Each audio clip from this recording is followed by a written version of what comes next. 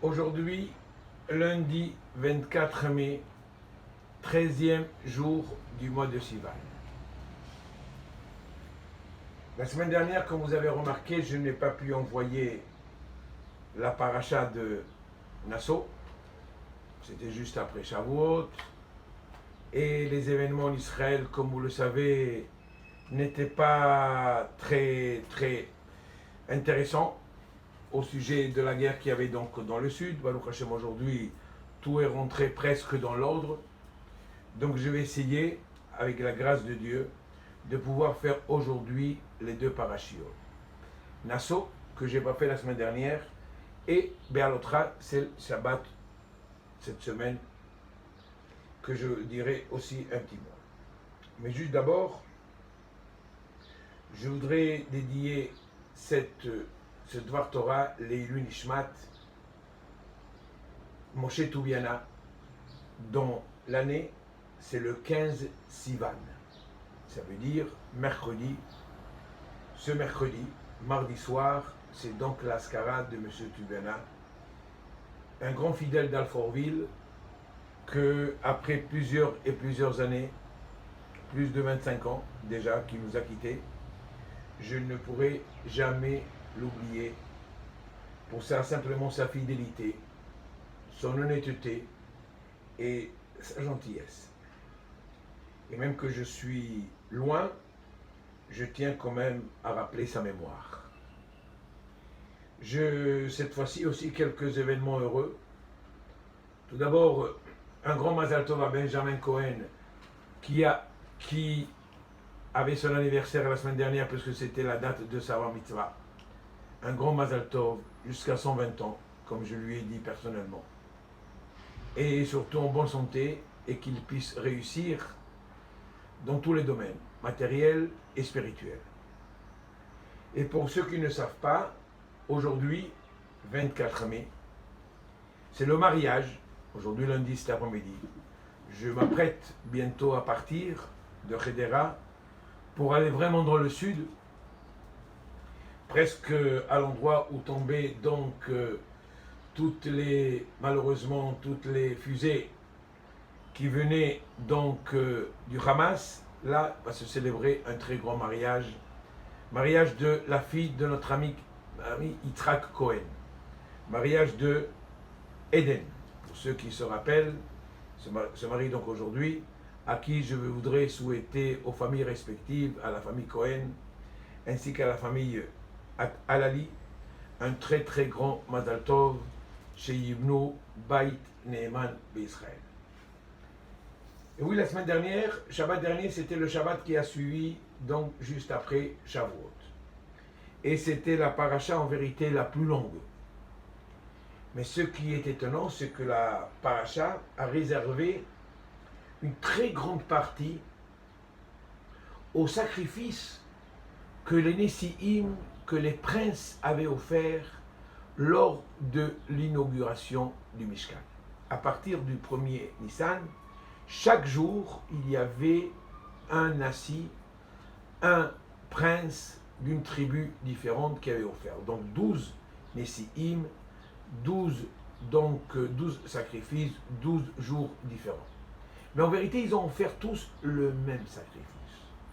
Pour ceux qui étudient, qui ont l'habitude d'étudier le Talmud, ils savent très bien combien nous nous attachons des fois à une lettre qui paraît en plus dans la Torah. Je ne dis pas un mot, une lettre seulement. Or, lorsque vous voyez la paracha de Nassau, il y a une répétition, 88 psukim se sont pratiquement répétés à travers la paracha pour nous dire la même chose, le même sacrifice. On aurait pu résumer ces 88 psukim en un seul, les sacrifices des différents princes, et c'est tout, et on n'en parle plus.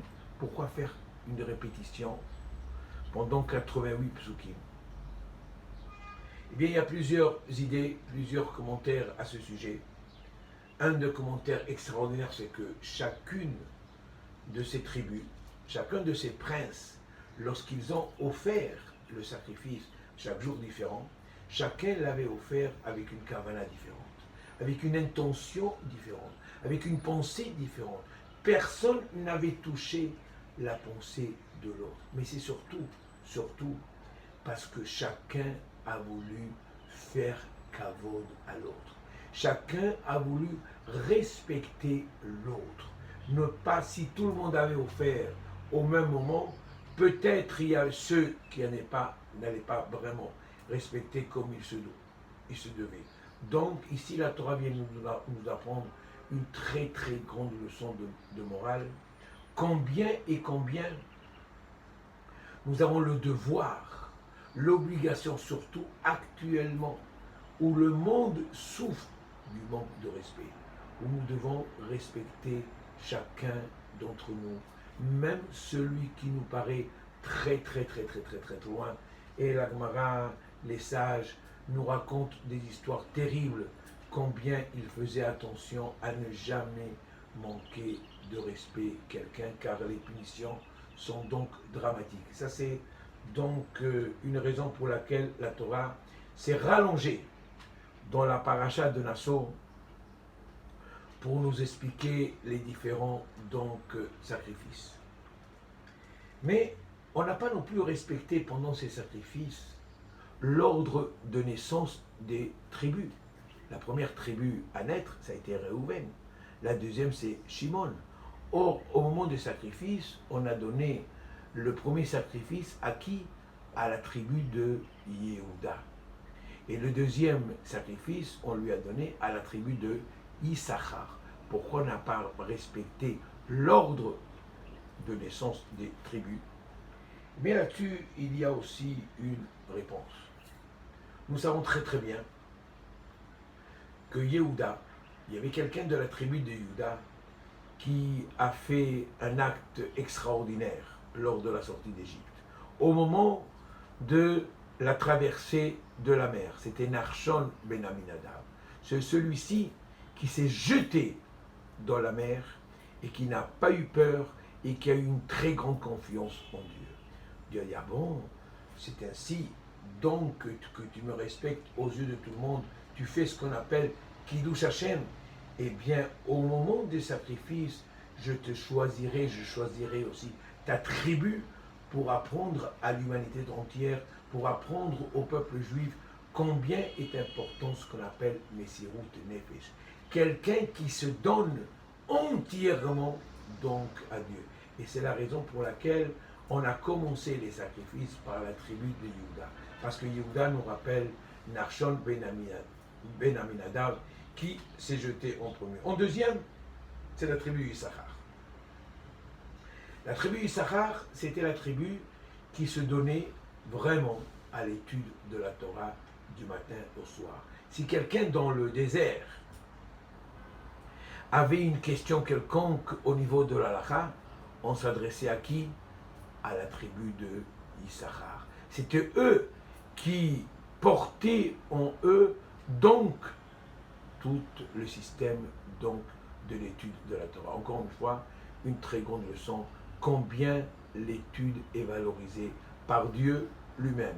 Donc en premier lieu, Messirut Nefesh, et deuxièmement, donc l'étude de la Torah. Et nous apprenons donc que si on veut étudier la Torah, ce n'est pas devant un écran de télévision, ce n'est pas en train de jouer à des jeux de société ou autres que l'on peut étudier. Il faut étudier en se sacrifiant, en faisant Messirut Nefesh, et c'est ce que nous apprenons donc dans la paracha de Nassau au début, donc au moment des Nessim. Il y a un sujet qui est très important, où tout le monde attend, c'est celui de Birkat Kohanim. Oh. Nous attendons jour après jour le Shabbat, pour ceux qui fréquentent la synagogue le Shabbat, mais même les jours de la semaine, nous attendons la bénédiction des Kohanim. Cette bénédiction, Alvaï, qu'au moins un mot puisse nous tomber dessus. Une seule de ces bénédictions, et nous serons donc heureux toute notre vie. C'est cette bénédiction qui comporte 3 versets, et elle commence de la façon suivante. Ko tevalechu et ben Israël. Ce sont uniquement les Kohanim qui sont appelés à bénir donc le peuple à l'époque du Beth Amikdash, à l'époque du Mishkan, et même donc aujourd'hui. Nous avons eu ce mérite de Birkat Kohanim grâce à qui? Nous avons eu ce mérite grâce aux Avot, grâce aux différents patriarches. Car chez Abraham, comme Yitzhak et Yaakov, à ces trois personnages, Dieu s'est adressé à eux en leur disant chaque fois le mot Ko. Chez Abraham, il lui a dit Ko yihye zaraecha. Ainsi sera ta descendance. Yitzhak, rappelez-vous, il y a un verset qui nous dit Vani ve'anar nelcha atko. Le jeune et moi, on viendra jusqu'ici. Encore, on voit le mot Ko. Et Yaakov, c'est décrit aussi Ko tomar le bet Yaakov. Chez Yaakov, on voit aussi le mot Ko ainsi. C'est ainsi que commence donc les quatre comme Ko Tevalechu et Ben Israël. Ainsi, tu béniras donc l'assemblée, les enfants d'Israël. Vous savez, là, je vais simplement vous donner une petite explication très légère, très rapide sur ces trois versets. Le premier, que vous connaissez tous, Yevarechecha Hashem veishmerecha. Que Dieu te bénisse et qu'il te garde. Qu'il nous bénisse à Kadosh Baruch Hu, donc ce qu'on appelle le matériel. Oui, qu'il nous fasse gagner de l'argent. Oui, on a besoin de matériel. Personne ne rejette donc l'argent. On a besoin de gagner de l'argent, mais une condition. Qu'on puisse utiliser aussi cet argent à bon escient. Et en plus, que Dieu nous protège ce qu'il nous donne. Que Dieu fasse que nous ayons la bracha dans ce qu'il nous donne. Parce que, comme vous le savez, il y a des personnes qui gagnent énormément et qui n'ont rien à la fin du mois, ils n'ont que des dettes. Il y a des personnes qui gagnent très peu et qui arrivent quand même à mettre de côté. Comment se fait-il? Eh bien, chez les uns, il y a la bracha, chez les autres, il n'y a pas donc la bracha. C'est donc le premier verset, nous cherchons à avoir la bénédiction divine dans ce que nous avons et la protection divine dans ce que Dieu nous donne. Deuxième verset, Ya'er Hashem panav elecha lechuneka. Que Dieu éclaire son visage vers toi, que nous ayons tous ce qu'on appelle l'aide divine dans tout ce que nous entreprenons. Donc, dès que nous nous levons le matin, nous allons travailler, mais nous ne savons pas du tout quel va être le résultat, même de nos efforts. Eh bien, nous demandons à Dieu de nous aider, de réussir dans ce que nous entreprenons, que Dieu illumine donc notre esprit pour pouvoir donc réussir. Troisième verset, Issa Hashem panav elecha vichuneka, que Akadosh Baruch Hu puisse aussi nous protéger de nos ennemis. Nous avons deux sortes d'ennemis. Nous avons un ennemi physique, oui, des personnes qui nous en veulent, des fois qui font partie de notre propre peuple, de notre propre famille, ou bien des étrangers. Eh bien, je demande à Kadosh Baruch Hu de s'occuper de me protéger de nos ennemis. Mais nous avons aussi un deuxième ennemi qui est invisible et qui est aussi très dangereux, qui s'appelle le Yetzer Hara. Nous demandons donc à Hachem aussi de nous protéger de ce Yetzer Hara. Voilà un petit mot sur la paracha de Nassau. J'ai voulu avec vous expliquer que ces deux points. Le premier point, ça a été concernant les sacrifices que les Nessi'im, les princes, ont fait. Et le deuxième, ça a été Birkat Kohanim. Je ne voudrais pas non plus être trop long. Deuxième paracha, c'est la paracha de cette semaine, paracha de Be'alotra. Il y a effectivement plusieurs sujets, mais je voudrais vous parler de deux sujets. Premier, la Ménorah. Ce chandelier. Ce chandelier que, encore une fois, le Kohen, lui, devrait allumer au quotidien, chaque jour. De s'occuper et allumer. Cette Ménorah qui va illuminer non pas seulement le Beth Amikdash, mais elle va illuminer donc le monde entier. Le monde entier va être illuminé grâce à cette Ménorah. La Ménorah, elle ressemble à l'homme. Et nous savons très bien que de cette Ménorah, il y a 7 branches. Les 7 branches représentent les 7 ouvertures que nous avons vers l'extérieur. Nous avons 2 yeux, 2 oreilles, 2 narines et une bouche. Voilà, 7. 7 ouvertures vers l'extérieur que nous devons protéger, que nous devons sanctifier, Nous devons faire attention à ce que nous voyons. Nous devons faire attention à ce que nous consommons. Nous devons faire attention donc à tout à partir de ces ouvertures. Et c'est pourquoi que dans la menorah, il y avait donc ces 7 branches. Ce qui est étonnant, c'est que la Torah nous dit un verset à propos de Aaron qui, lui, avait donc s'occupé de l'allumage de la menorah. Vayasken Aaron.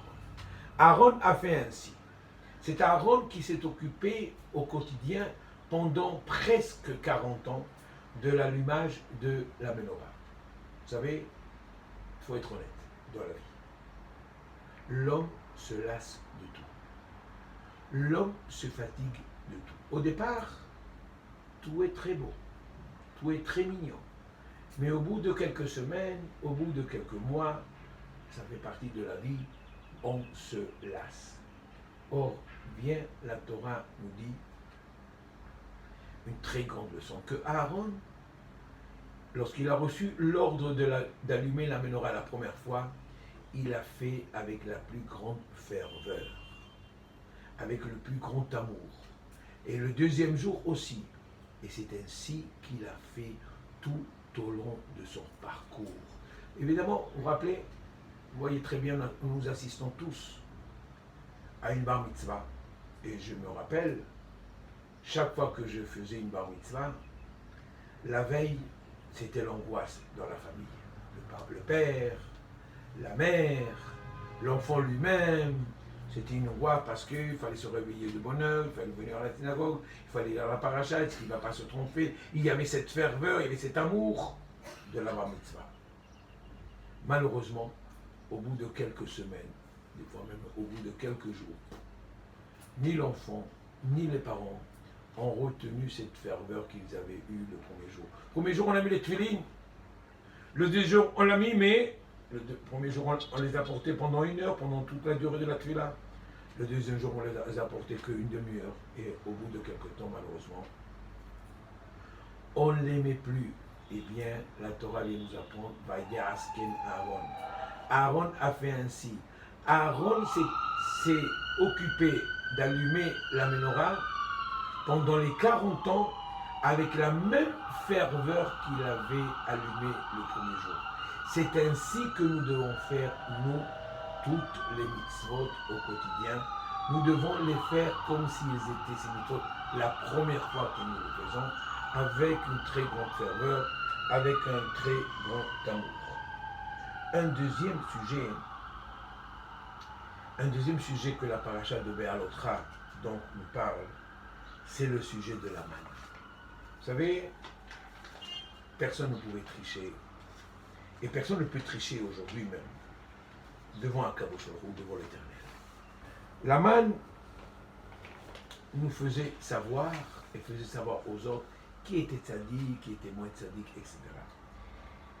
Il est écrit dans le chapitre 11, verset 8, Yud Aleph Pasukret, Shatu ha'am velaketu vetachanu balechai. Le peuple se dispersait et ramassait et écrasait donc la manne. Tous les commentateurs se posent la question. Il y a 3 endroits dans la Torah où on parle de la manne. 3 versets différents. Le premier, Ubrevet atal ala machane. Premier verset qui nous dit, il y avait donc une couche de rosée qui tombait sur le camp, et juste après, il y avait donc la couche de manne qui est arrivée. Donc on voit ici, dans ce verset, que la manne tombait en plein centre du camp des enfants d'Israël, presque à la porte de notre maison. Et un deuxième verset qui nous dit, le peuple sortait et ramassait. Oh. Un deuxième verset qui nous disait que non, il fallait faire un effort pour aller recevoir, pour aller prendre la manne. Il fallait sortir donc du camp, quelques kilomètres, pas beaucoup, mais il fallait faire un petit effort pour aller donc cueillir la manne. Il y a un troisième verset qui nous dit,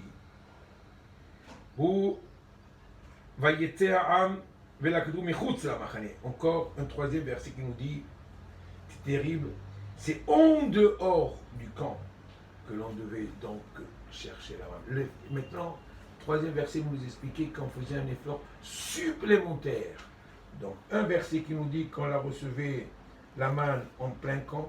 Deuxième verset qui nous dit qu'on la recevait juste à côté. Et troisième, il nous parlait, on la recevait très très loin. Pourquoi? Parce qu'il y avait trois catégories de personnages dans le désert. Le tzaddik, lui, recevait la manne au pied de ça. Au pied, vraiment, à la porte de sa maison. Il n'avait aucun effort à faire. Celui qui était un peu moyen, il avait un petit effort à faire pour cueillir donc la manne. Et celui qui était un peu loin du judaïsme, lui, devait vraiment faire des efforts, vraiment, pour recevoir donc la manne. Vous savez, ici, la manne, j'ai pas le temps aujourd'hui de vous expliquer, mais la manne, c'est la parnassa. Il y a ceux qui travaillent 10, 12, 13, 14 heures par jour et qui reçoivent pas vraiment une très grande récompense dans leur salaire. Il y a ceux qui travaillent très peu et qui ont donc la bracha, qui ont un salaire extraordinaire. La manne, c'est la parnassa. Tu fais la volonté de Dieu, et bien Akadosh Baruch Hu fait aussi notre volonté. C'est une Mishnah dans Pirkei Avot.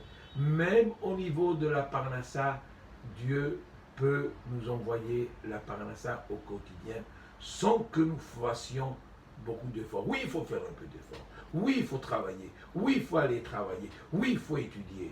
Mais de là consacrer tout son temps, toute son énergie uniquement que dans le travail, ça, je dis non. Il faut réserver une partie pour le travail et une partie, je dirais, importante ou même plus importante uniquement que dans l'étude de la Torah. Et si nous faisons ceci, nous aurons, Bezrat Hashem, toutes les bénédictions et nous réussirons et dans le côté matériel et dans le côté spirituel. Shabbat Shalom, les Kulchem.